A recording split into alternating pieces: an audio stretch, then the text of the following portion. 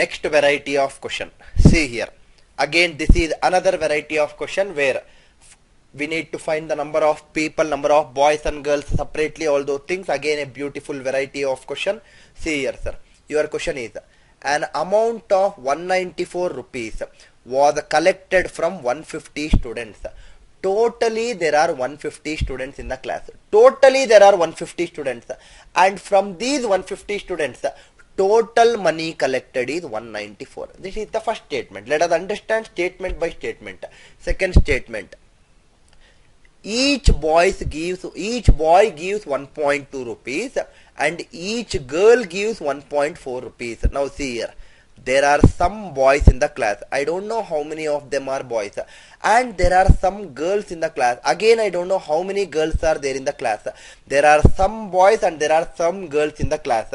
Totally, boys and girls combined together is given in the question as 150 students. Similarly, totally each boy is giving 1.2 rupees. Now suppose, for example, instead of taking, let the initial number of boys be x, and out of total 150, if boys are x, girls will be 150 minus x. Instead of doing all those varieties of different methodologies which will kill our time because it is variable usage method, what I will simply do is, I don't know how many boys are there, but what I will do is, I will assume that all 150 students are boys. I will assume initially that all 150 students are boys. If one boy is giving 1.2 rupees, 150 boys will give 150 into 1.2 rupees. That means if all the students are boys, total money that would have been collected is 180 rupees.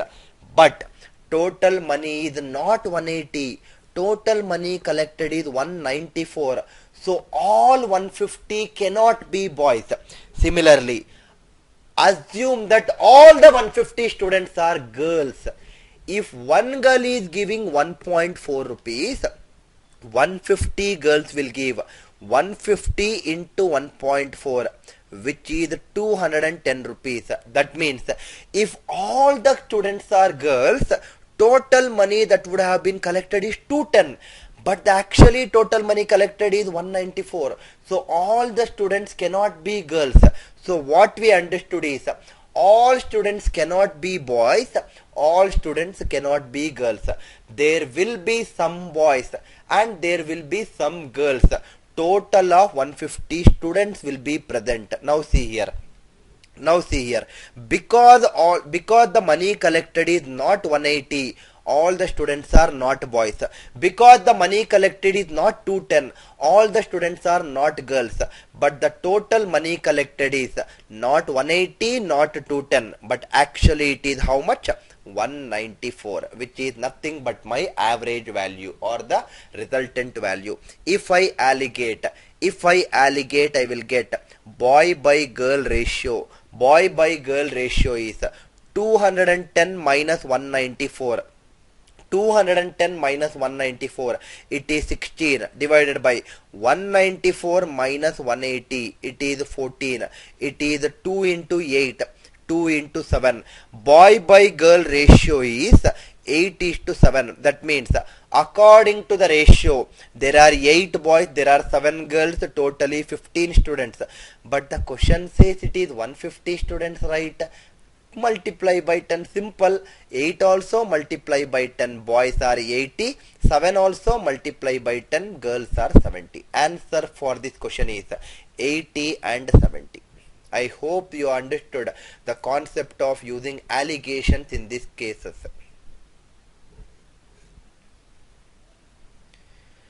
Please see this next question. It is quite similar to my previous question of finding the number of boys and girls. More or less the similar kind of question, but let us practice this for our better understanding. In an examination, a student had to attempt all the 60 questions.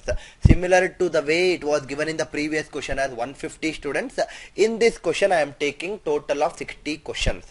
Every right answer carries 4 marks.